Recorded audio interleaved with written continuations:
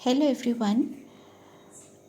आज हम पढ़ेंगे रिक्शिया के रिप्रोडक्शन के बारे में, वेजिटेटिव एंड सेक्सुअल। तो रिक्शिया में दो तरह के रिप्रोडक्शन पाए जाते हैं, वेजिटेटिव रिप्रोडक्शन और सेक्सुअल रिप्रोडक्शन। और ये दोनों ही रिक्शिया का जो मेन थैलस गैमेटोफाइट होता है उसमें ये शो होते हैं। तो एक एक करके हम इसको पढ़ेंगे। तो पहला जो है वो है वर्धी प्रजनन या वेजिटेटिव रिप्रोडक्शन। और इसका जो फर्स्ट मेथड है वो है पुराने भागों की मृत्यु एवं सड़ने गलने से वर्धी प्रजनन होता है। तो ये क्या होता है, जैसे ये देखिए, ये एक मैच्योर थैलस रिक्शिया का है और किसी वजह से इसका ये जो पिछला भाग है वो ख़राब होने लगता है, सड़ने लगता है। ये देखिए, ये डॉटेड लाइन से इसको शो किया गया है। तो ये क्या होता है, नीचे से ऐसे सड़ते सड़ते आता है और ये वाले हिस्से तक आता है। अब ये वाले हिस्से में जब आता है तब ये क्या होगा, ये इसका जो डायकोटमी वाला जो हिस्सा है या जहाँ से ये जुड़ा हुआ होता है वहाँ से दो लोब्स में ये अलग हो जाता है, ए और बी। ठीक है। और यहाँ पर कंडीशन क्या होती है कि इसका जो अग्र हिस्सा है, ये वाला अपाइकल रीजन जो है, यहाँ पर अपाइकल सेल ठीक रहता है या सलामत रहता है और ये अपने नॉर्मल फंक्शंस कर सकता है और यही इसका ग्रोइंग पॉइंट होता है। तो सड़ने की वजह से क्या होता है, इसके जो दो लोब्स हैं एक ही थैलस के वो अलग हो जाते हैं। अब इसलिए क्योंकि इसका जो ग्रोइंग पॉइंट है वो ठीक है, ये आगे सेल डिवीज़न करता जाता है और बढ़ता है। ठीक है। फिर कुछ समय के बाद ये फिर डायकोटोमस ब्रांचिंग शो करता है और इस तरह से यहाँ पर एक नया सुकाय बन जाता है। और उसी तरह से ये जो दूसरी पाली है उसमें भी डायकोटोमस ब्रांचिंग आ जाती है। ठीक है। तो इस तरह से क्या होता है, इसका पिछला वाला हिस्सा जो है वो ख़राब हो जाता है और जो ऊपर वाला भाग जो होता है, जो फ्रेश भाग होता है, वो बढ़ता जाता है। ठीक है। तो ये इसका फर्स्ट मेथड है वेजिटेटिव रिप्रोडक्शन का। सेकंड भाग जो है वो है अपस्थानिक शाखाओं के द्वारा, और इसको बताया था क्लोवर्स ने 1920 में। एग्जाम्पल इसका है रिक्शिया फ्लूइटेंस। और ये अधर सतह पर एडवेंटिशियस ब्रांचेस मध्य शिरा के पास निकलती हैं। ये सुकाय से अलग हो जाती हैं और नए सुकाय को जन्म देती है। ठीक है। थर्ड मेथड है ट्यूबर्स के द्वारा। ठीक है। तो ये जो आपको हिस्सा दिख रहा है, ये अग्र हिस्से में ये ट्यूबर्स का निर्माण होता है। और ये कब होता है, प्रतिकूल अवस्थाओं में या अनफेवरेबल कंडीशंस में। इसके अंदर बहुत सारा स्टार्च भरा हुआ रहता है और ये पेरिनेटिंग होते हैं। जब अनुकूल परिस्थितियाँ या फेवरेबल कंडीशंस फिर से आते हैं तब ये वापस से जर्मिनेट होकर के एक नया सुकाय बना लेता है। नेक्स्ट हिस्से में हम आते हैं।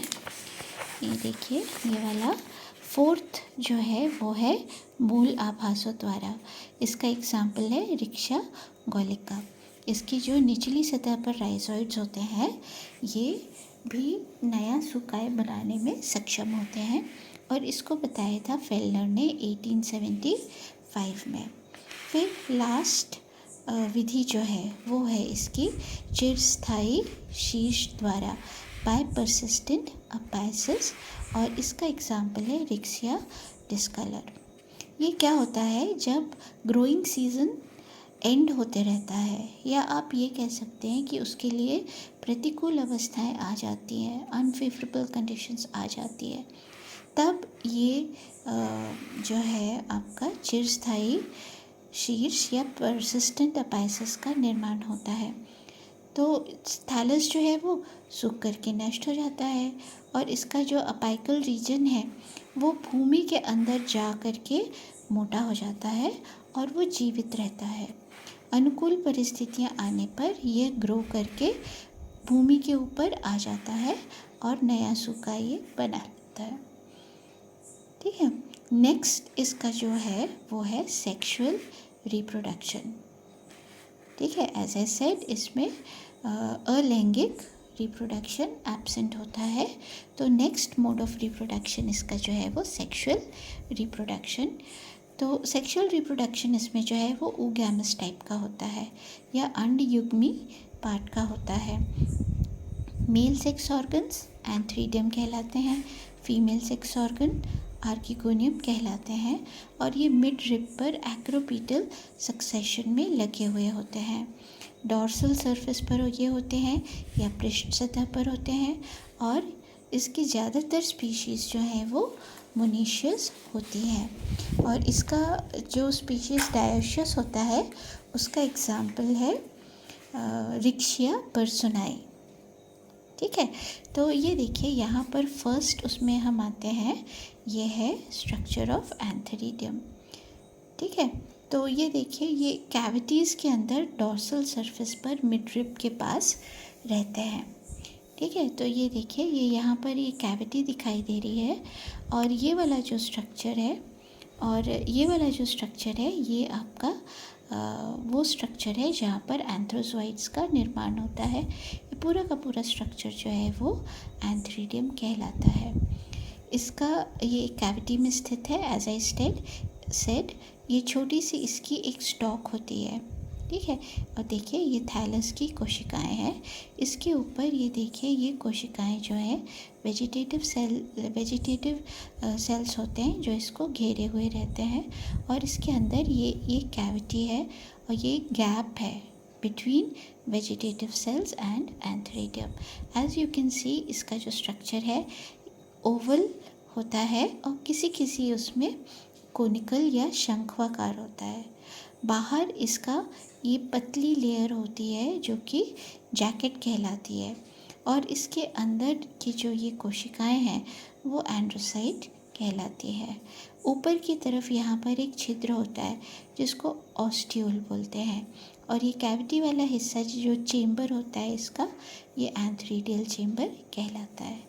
ठीक है, तो ये जो एंड्रोगोनियल सेल्स हैं या एंड्रोसाइट्स हैं ये एंथ्रीडियम में के अंदर ये एंथ्रोजोइड्स बनाती है। इसका जो एंथ्रोजोइड है ये ऐसा स्पाइरल स्ट्रक्चर होता है जिसमें 2 फ्लैजिला होते हैं और ये मोटाइल होता है। Okay, so this is about structure of antheridium. ठीक है, now we come to the next topic which is development of antheridium. ये देखिए ये रहा आपका antheridium of development of antheridium. इसको एक्सप्लेन किया था ब्लैक एंड कैंपबेल ने, कैंपबेल 1918 और ब्लैक 1913। ठीक है, it develops on dorsal surface. तो ये क्या होता है कि थैलस की जो कोशिकाएं होती हैं इसमें से एक कोशिका जो है वो बड़ी हो जाती है और बाकी कोशिकाओं से डिस्टिंक्ट हो जाती है। उसका साइटोप्लाज्म एकदम सघन हो जाता है और सेंटर में एक न्यूक्लियस होती है। ये वाला जो सेल है ये एंथ्रीडियल इनिशियल सेल कहलाती है या एंथ्रीडियल प्रारंभिक कोशिका कहलाती है।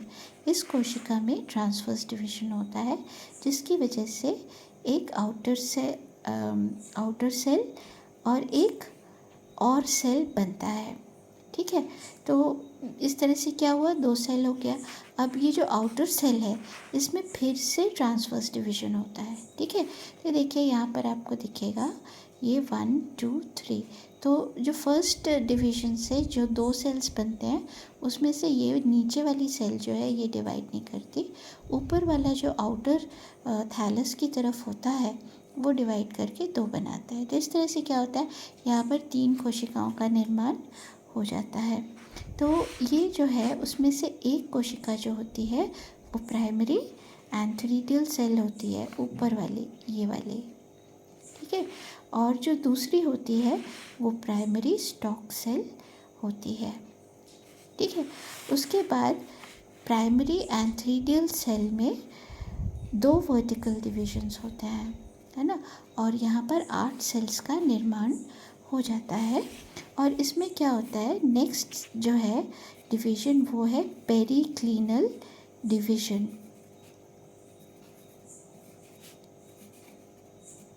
ठीक है, पेरिक्लिनल डिवीज़न होता है। तो ये देखिए यहाँ पर ये जैसे पेरिक्लिनल होगा यहाँ पर, तो ये देखिए यहाँ पर ये कोशिकाएं बन जाती हैं। तो ये जो कोशिकाएं हैं यहाँ पर एक डिस्टिंक्शन हमको दिखाई देता है। ये वाले जो हैं ये जैकेट इनिशियल सेल्स होते हैं, जैकेट सेल्स होते हैं जो बाद में डिवाइड होकर के बाहरी आवरण बनाते हैं जिसको अपन जैकेट बोलते हैं। ये देखिए ये इस तरह से ये होता है, ये क्रॉस सेक्शन में अपन को इस तरह से दिखाई देगा। ठीक है, फिर उसके बाद ये देखिए नीचे में आपको स्टॉक सेल्स दिख रहे हैं। तो ये जो है ये यहाँ पर इस तरह से डिवाइड करते जाते हैं और सेंटर वाला जो हिस्सा है ये वाला वो भी इसमें लगातार डिवाइड करते जाता है और एक मल्टी सेल्यूलर मास बना लेता है। तो ये जो आपको दिख रहा है this is cubical mass, this is what, cubical mass of androgonial cells, androgonial cells. ठीक है, तो उसके बाद ये जो एंड्रोगोनियल सेल्स है ये मतलब बहुत ज़्यादा डिवाइड करती हैं। और ये देखिए ये साइड वाले सेल्स हैं और ये जैकेट है, नीचे स्टॉक है। ठीक है, तो इनमें क्या होता है, प्रत्येक कोशिका जो है इस तरह से एक क्यूबिकल कोशिका होती है जिसे एंड्रोसाइट मदर सेल कहते हैं। ठीक है, इसमें क्या होता है, डायगोनल डिवीज़न होता है इस तरह से। तो ये दो ऐसे ट्रायंगुलर सेल्स में बदल जाती है। फिर इसमें शेप में इसमें चेंज होता है। ये देखिए यहाँ पर इस तरह से ये ऐसे मुड़ने लगती है और ऐसे लंबी सी, ये देखिए ये स्ट्रक्चर यहाँ पर ऐसे बनता है। ठीक है, तो यहाँ पर एक ये एंथ्रोजॉइड होता है और एक ये एंथ्रोजॉइड होता है।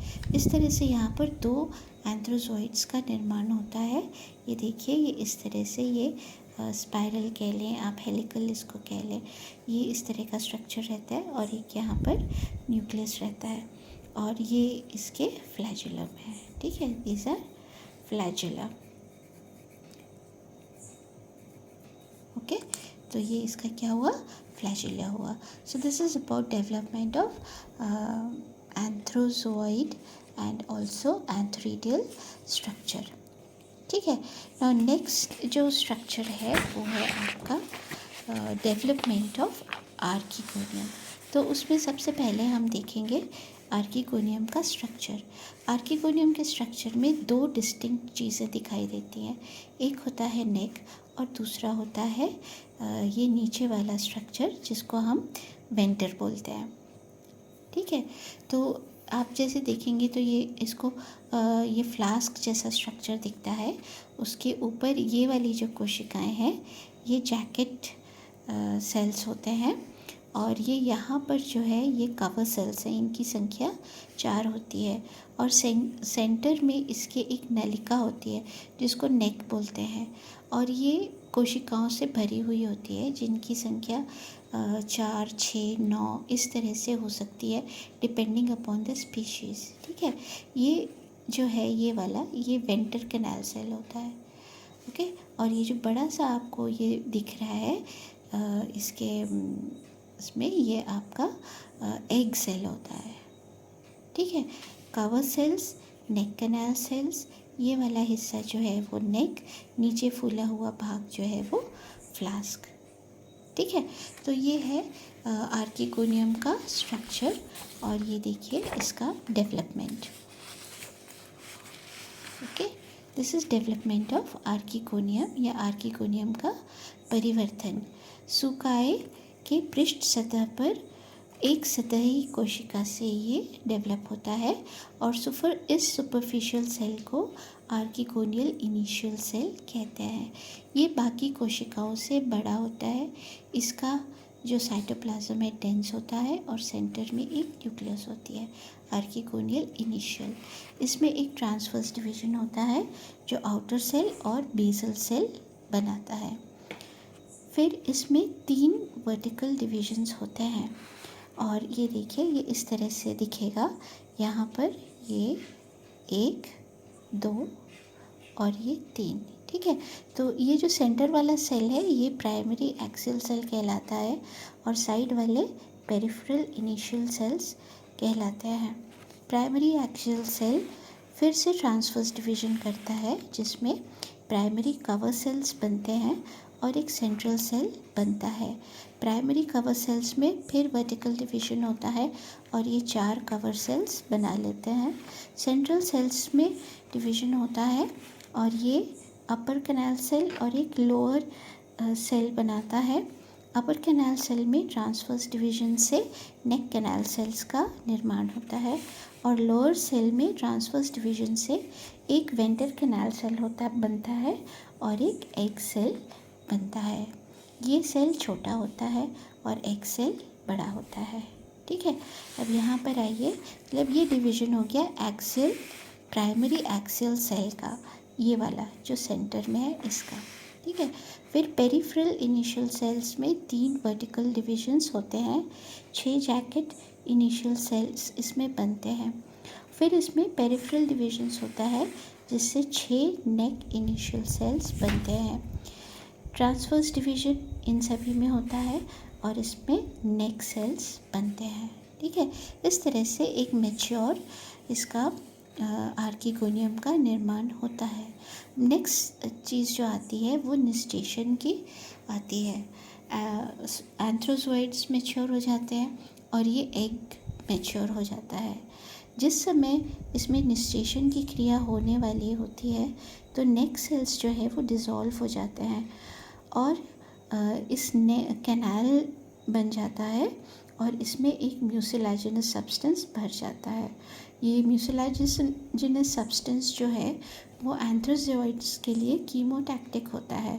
वो उससे अट्रैक्ट होते हैं और पानी से स्विम करके इसके अंदर आते हैं। ये देखिए एंथ्रोजोइड है, इस म्यूसिलेज से पास होते हुए ये कहाँ आते हैं, ये एग सेल में आते हैं और इसको फर्टिलाइज कर देता है।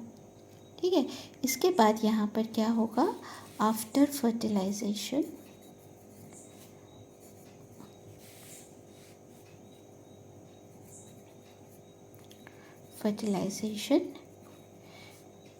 Zygote is formed. ठीक है, ज़ाइगोट इज फॉर्म्ड, ये क्या हो गया आपका डिप्लॉइड कोशिका हो जाती है और ये आपका स्पोरोफाइटिक जेनरेशन का फर्स्ट सेल होता है,